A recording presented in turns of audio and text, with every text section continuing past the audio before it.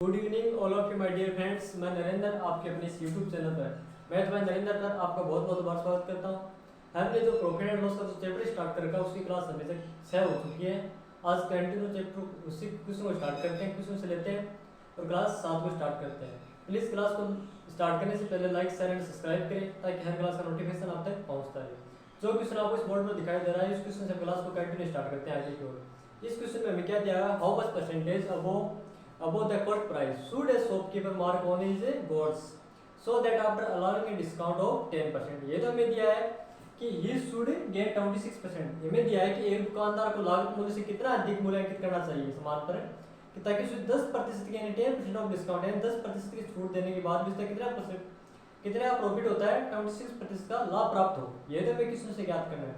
जब भी हमें डिस्काउंट परसेंट दिया हो और लाभ यानी प्रॉफिट ज्ञात करना हो या लॉस ज्ञात करना हो तो क्या करते हैं, सीपी के लिए क्या करते हैं 100 माइनस डिस्काउंट परसेंट, जबकि मार्क प्राइस के लिए क्या करते हैं 100 प्लस प्रॉफिट परसेंट। जब लॉस हो तो हम क्या करते हैं 100 माइनस लॉस परसेंट और प्रॉफिट के लिए प्लस करते हैं। ये तो करते हैं तो क्या करते हैं सीपी और मार्क प्राइस यानी एनपी। ये तो हमें ज्ञात करना है। तो हमें क्या पूछा है क्वेश्चन के अंदर कि लाभ प्राप्त हो तो हमें क्या ज्ञात करना है कि उसे कुछ समान अपने सामान पर अंकित करना चाहिए। कितना अधिक मूल्य अपने सामान पर अंकित करना चाहिए, इसके लिए कहते हैं 100 माइनस डिस्काउंट परसेंट। यही तो होता है। और मार्क प्राइस में क्या करते हैं 100 प्लस प्रॉफिट परसेंट। हमें प्रॉफिट दिया है, लॉस होता तो क्या होता है माइनस लॉस परसेंट करते हैं। इसके लिए आगे हम क्या करते हैं, जब 100 माइनस डिस्काउंट परसेंट हमें किस में दिया है कि उसे 10% छूट देने के बाद कितना लाभ होता है 26 का लाभ होता है यानी 26% ऑफ प्रॉफिट। यही तो होता है। कितना डिस्काउंट देने के बाद 10 का डिस्काउंट देने के बाद 100 माइनस 10% डिस्काउंट देने के बाद कितना प्रॉफिट हो रहा है उसे प्रॉफिट हो रहा है 100 प्लस 26%। ये तो हो रहा है 26% का प्रॉफिट हो रहा है। तब क्या होगा घटाने पर 90 डिस्काउंट रेशियो 126। तो जब उसका सीपी 100 था तो उसे कितना अंकित कर रखा था 126 अंकित किया था उसने। तब उसे लाभ प्राप्त हो तो कितने कॉस्ट प्राइस से कितना अंकित किया था, कितना किया 36 अधिक तो अधिक कितना है 36। ये तो अधिक। फिर आगे में क्या दिया है तो एक दुकानदार को लागत मूल्य से कितना अधिक मूल्य सामान यानी कि अपने सामान पर अंकित करना चाहिए। ये तो हमें पूछा है। तो रिक्वायर्ड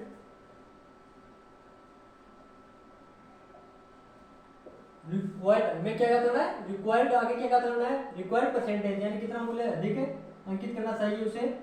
तो कितना अधिक करना चाहिए, यहाँ पर कितना हो रहा है 36 कितने पर हो रहा है 90 पे। ये तो हो रहा है परसेंटेज क्या होते हैं इनटू में 100। ये तो करते हैं जब ये करते हैं 36/90 इंटू 100। ये तो करते हैं तब क्या आएगा 9 चौक 36/10। ये तो होगा। इस 0 से 0 काटने पर क्या प्राप्त होता है उसे कितना अधिक अंकित करना चाहिए 40% अधिक अंकित करना चाहिए। ये तो मैं किसी ने पूछा था कि दुकानदार यदि वो 10% छूट देने के बाद भी उसे 26% का लाभ हो तो ये दुकानदार को लागत मूल्य से कितना अधिक अंकित करना चाहिए। तो लागत मूल्य से कितना अधिक अंकित करना चाहिए 40% अधिक अंकित करना चाहिए। इसी प्रकार हम नेक्स्ट क्वेश्चन और लेते हैं।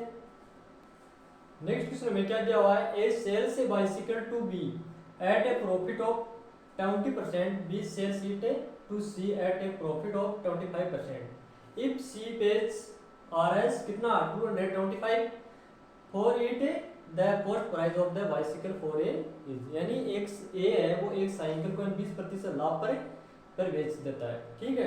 तो बी इस साइकिल को 25% लाभ पर बेचे यानी ए से कोई किसी ने बी ने साइकिल को खरीदी तो ए ने साइकिल को कितने प्रॉफिट पर बेचा 20% प्रॉफिट पर बेचा। जब बी ने साइकिल ए से खरीदकर 20% प्रॉफिट यानी ए ने सेल लिया 20% प्रॉफिट पर, जबकि उस साइकिल को बी ने खरीद लिया तो बी इस साइकिल को 25% प्रॉफिट पर बेचता है यानी ए ने कितने प्रतिशत प्रॉफिट और बी को बेचा 20%। जब बी क्या करता है उससे जिस मूल्य पर खरीदी थी उस मूल्य से 25% अधिक प्रॉफिट पर क्या सी को साइकिल को बेच देता है। यदि सी 225 रुपए में भुगतान करता है तो सी ने उस पर कितना का भुगतान किया 225 का भुगतान किया।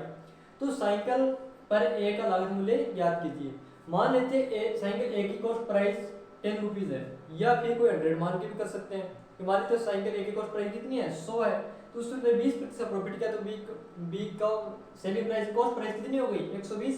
यही तो हुई। जब बी की ए की सेलिंग प्राइस तो 120 हुई, जब बी की कॉस्ट प्राइस कितनी हो जाएगी 120। देखो कैसे, देखो ए की कॉस्ट प्राइस, ए ने कोई वस्तु है वो बी को बेच दिया, ठीक है, तो बी को बेच दिया, ए की मान लेते हैं वो 10 रुपए से कोई वस्तु है, ए ने वो 10 रुपए में खरीदी, जो बी को 20% प्रॉफिट पर बेच दिया। कितने प्रॉफिट पर? 20% प्रॉफिट पर। ये तो हुई 20% प्रॉफिट पर बेच दिया, तो 10 का 20% कितना होता है? 2 होता है। तो बी ने उस साइकिल को कितने में खरीदा? बी की कॉस्ट प्राइस कितनी हो जाएगी? 10 + 2 यानी 12, ये तो होगी, यानी बी की कॉस्ट प्राइस कितनी हो जाएगी? 12। जब भी आगे में क्वेश्चन में कहा है कि बी ने वो वस्तु कितने में मूल्य में खरीदी? 12 रुपए में। जब भी आगे कहता है कि सी को बेच देता है, बी उस साइकिल को, यानी ए ने कितने बेची? 20% प्रॉफिट पर। किसको? बी को बेची। तो बी ने उस साइकिल को 25% प्रॉफिट पर बेच दिया। कितने प्रतिशत प्रॉफिट पर बेच दिया? 25% प्रॉफिट पर बेच दिया। ये तो कह रहा है क्वेश्चन के अंदर कि ए से बी ने खरीदी कितने पर? 20% प्रॉफिट पर बेची थी ए ने, तो बी ने उस साइकिल को कितने में खरीद लिया? 12 रुपए में। जबकि बी ने 12 रुपए में खरीद कर उस साइकिल को 25% प्रॉफिट पर किसको बेच दिया? सी को बेच दिया। तो 12 का 25% कितना होता है? 3, ये तो होता है। तो 12 + 3 कितना है? सी ने उस साइकिल को कितने में खरीदी? 15 में। ये तो कह रहा है जब ये क्वेश्चन में दिया है कि सी को बेच देता है, यदि सी उस साइकिल को 225 रुपए में खरीदता है, जब ये क्वेश्चन में हमें कह रहा है कि वो 15 रुपए, यानी सी की कॉस्ट प्राइस कितनी हुई? 15। जब ये क्वेश्चन में क्या दिया हुआ है कि बस सी उस साइकिल को 225 रुपए का भुगतान करता है, सी उस साइकिल को कितने में खरीद रहा है? 225 में। जब ये क्वेश्चन से हमें कितना प्राप्त हो रहा है कि उसने 15 रुपए में साइकिल को खरीदा, तो 15 यूनिट की वैल्यू क्वेश्चन से हमें अकॉर्डिंग टू क्वेश्चन, यानी 15 यूनिट की वैल्यू में कितनी दी हुई है? 225, ये तो दी हुई है 225। तब 1 यूनिट की वैल्यू क्या होगी? 15, ये तो होगी। फिर आगे हमें क्वेश्चन में दिया है तो साइकिल पर ए का लागत मूल्य ज्ञात कीजिए। तो ए की कॉस्ट प्राइस कितनी मानी थी हमने? 10, यानी 10 तो मानी थी। तो साइकिल ए का लागत मूल्य क्या होगा? सीपी ऑफ ए, या साइकिल ए का लागत मूल्य, ये तो होगा। साइकिल ए का लागत मूल्य कितना होगा? साइकिल ए की कॉस्ट प्राइस कितनी मानी थी हमने? 10। तब 1 यूनिट की वैल्यू 15 है, तो 10 यूनिट की वैल्यू कितनी होगी? * 15।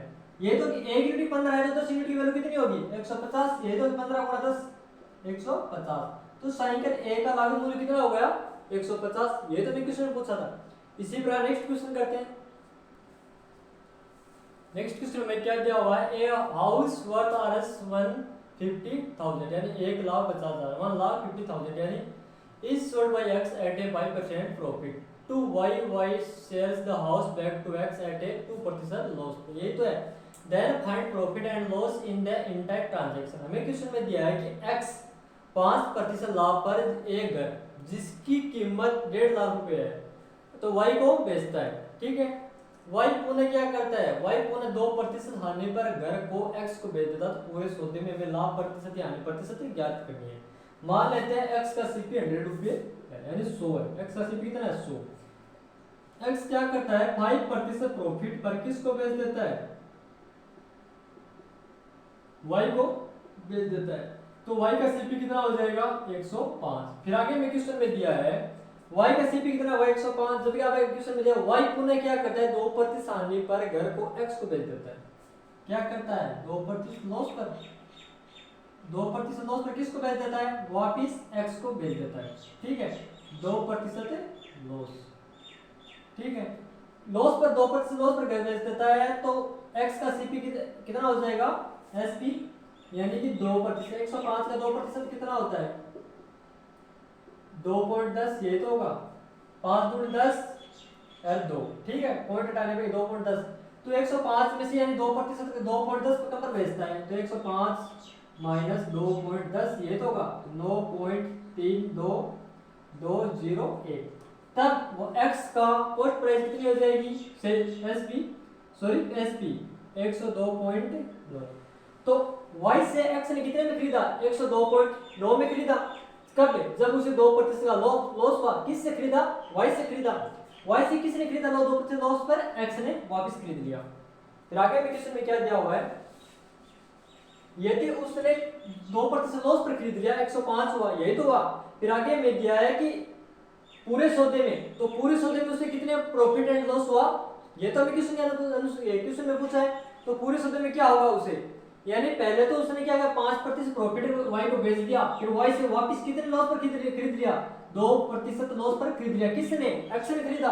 फिर आगे में दिया है कि तो पूरे सौदे में उसे कितने का प्रॉफिट हुआ, यानी पहले कितने का खरीदा था उसने 105, जबकि अब कितने हो रहा है 102.9, तो उसने पूरे सौदे में क्या हुआ, पूरे सौदे में कुल लाभ कितने का हुआ, पूरे सौदे में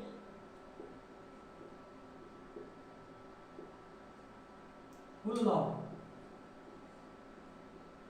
कितने को हुआ, यानी 105 में खरीदी उसने कितने में बेच दिया, 105 माइनस 102.9, इससे घटाने पे क्या बचता है, 105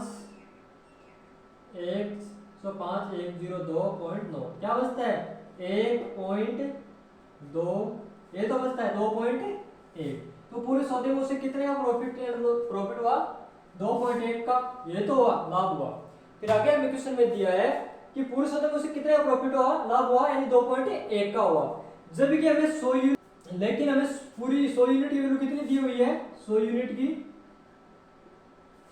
1.5 लाख 1,50,000 ये तो दी हुई है। यदि 100 यूनिट की वैल्यू ये दी हुई है तो 1 यूनिट की वैल्यू क्या होगी, 1 लाख सॉरी 2 से डालने पे क्या बचेगी 1500, ये तो बचेगी, तब 1 यूनिट की वैल्यू कितनी है 1500। हमें पूछा है कि हमें टोटल लाभ पहले टोटल प्रॉफिट कितने का हुआ 2.1 का, तो 2.1 का प्रॉफिट हुआ तो पूरे से लाभ प्रतिशत पूछा है, तो टोटल लाभ में क्या होगा उसके अंदर 2.1 यूनिट की वैल्यू क्या होगी, 1 यूनिट की वैल्यू 1500 है तो 2.1 यूनिट की वैल्यू क्या होगी 1500 यानी इंटू 2.1, ये तो है। इसको इससे मल्टीप्लाई करने पर क्या प्राप्त होता है 1500 को किससे 2.1 से मल्टीप्लाई करो क्या प्राप्त होगा 0051 इंटू 0010 यानी 3 00513 कितने का हुआ, एक बार 3150 रुपए, ये तो होगा।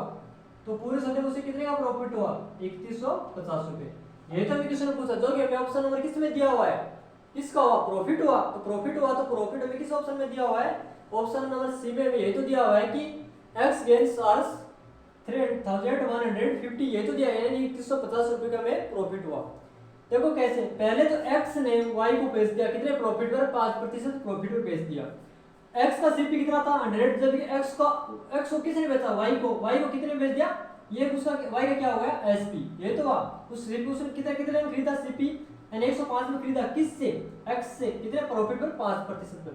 फिर आगे में क्वेश्चन में किया गया वाई ने क्या पुनः उसको 2% लॉस पर एक्स को बेच दिया, जब एक वाई का सीपी कितना था 105, उसको 2% लॉस पर बेच दिया तो कितना हो गया, एक्स का सीपी एक्स ने कितने में खरीदी वापस उस वस्तु को 102.9 में, तो पूरे क्वेश्चन है टोटल यानी पूरे सौदे में कुल लाभ प्रतिशत कितना होगा वो 105, यानी सीपी पहले एक्स से वाई से कितने में खरीदी 105 में, फिर वापस कितने बेच दी 102.9 में, तो प्रॉफिट कितने का हुआ 2.1 को, वाई को ये तो होता 2.1 का प्रॉफिट हुआ।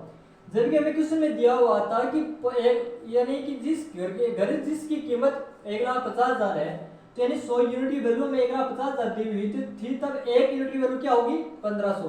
फिर आगे हमें क्वेश्चन में दिया है कि पूरे सौदे में लाभ प्रतिशत या हानि प्रतिशत ज्ञात कीजिए, तो लाभ प्रॉफिट कितने का हुआ 2.1 यूनिट का, जबकि 1 यूनिट की वैल्यू 1500 है तो 2.1 यूनिट की वैल्यू क्या होगी 1500 2.1 से मल्टीप्लाई कर देंगे, तो टोटल प्रॉफिट कितने का होगा 3150 रुपए। इसी प्रकार नेक्स्ट क्वेश्चन करते हैं।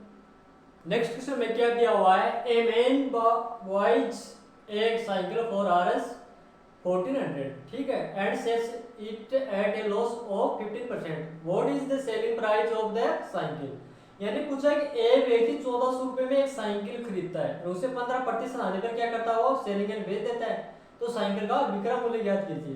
तो हमें क्वेश्चन क्या करते हैं, पहले साइकिल का क्रय मूल्य यानी कॉस्ट प्राइस को मान लेते हैं कि कॉस्ट साइकिल की कॉस्ट प्राइस कितनी है 100 है, तो साइकिल का सीपी ने साइकिल को कितने में खरीदी 100 रुपए में खरीदी हमने मान लिया, तो उस पर लॉस कितने का हो रहा है 15% का लॉस हो रहा है, तो साइकिल का एसपी क्या हो जाएगा, यानी सेलिंग प्राइस क्या हो जाएगी 85, ये तो होगी। यदि उसने 100 रुपए को साइकिल को खरीदा और उस पर 15% का हमें लॉस हो गया तो एसपी कितने का होगा 85 का होगा, ये तो होगा, यानी उसने 100 रुपए में खरीदी 15% लॉस पर बेच दिया तो सेलिंग प्राइस क्या हो जाएगी 85 85, ये तो हो जाएगी। फिर आगे हमें दिया कि साइकिल का विक्रय मूल्य ज्ञात कीजिए, यानी साइकिल का कॉस्ट प्राइस सेलिंग प्राइस ज्ञात कीजिए, जबकि हमें क्वेश्चन के अंदर दिया हुआ है कि साइकिल को कितने रुपए में खरीदी गई 1400 रुपए में खरीदी गई, तो 1400 रुपए में खरीदी गई तो साइकिल का सीपी यानी कितना यूनिट दिया हुआ है 1400 में दिया हुआ है। यदि 100 जब साइकिल यानी क्वेश्चन में दिया है कि 100, हमने माना कि 100 में खरीदी गई, जब क्वेश्चन में दिया है कि साइकिल 1400 रुपए में खरीदी गई, तब 100 यूनिट की वैल्यू हमने कितनी दी हुई है, 100 यूनिट की वैल्यू हमें दी हुई है 1400, ये तो दी हुई है। तब 1 यूनिट की वैल्यू कितनी होगी, 1400 बटे 100, तब 1 यूनिट की वैल्यू कितनी हो गई, 14, यही तो हुई। तब 1 यूनिट की वैल्यू हमारे पास क्या निकल कर के आई इस क्वेश्चन से, 14,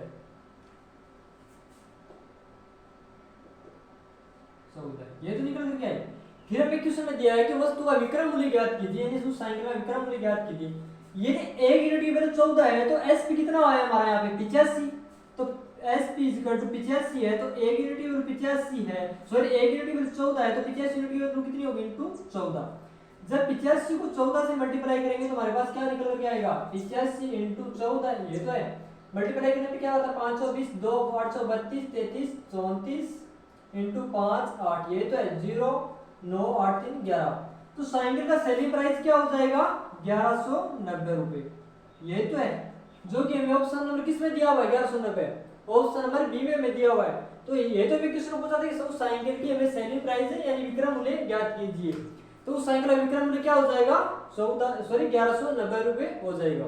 इसी प्रकार नेक्स्ट क्वेश्चन लेते हैं, दिया हुआ है on selling an article for Rs 651, ये तो दिया है, there is a loss of 7% of the cost price of that article is, यानी हमें क्वेश्चन में दिया हुआ है कि किसी साइकिल एक वस्तु को, सॉरी कोई वस्तु है उसको 651 रुपए में एक वस्तु बेचने पर उसे कितनी हानि होती है, 7% की लॉस होता है, हानि होती है, तो वस्तु का लागत मूल्य ज्ञात कीजिए। हमें क्या वस्तु करना, वस्तु की कॉस्ट प्राइस ज्ञात करनी है।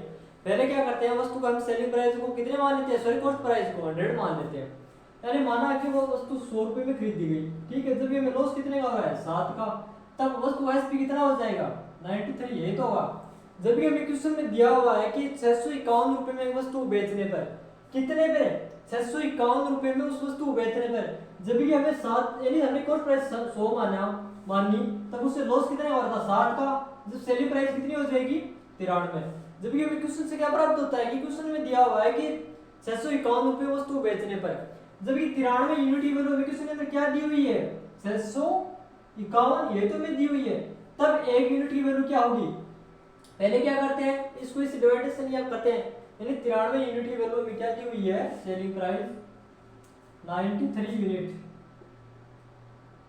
इक्वल टू 651, ये तो दी हुई है 651, तब 1 यूनिट की वैल्यू क्या होगी, 651 बट्टे 93, ये तो होगी।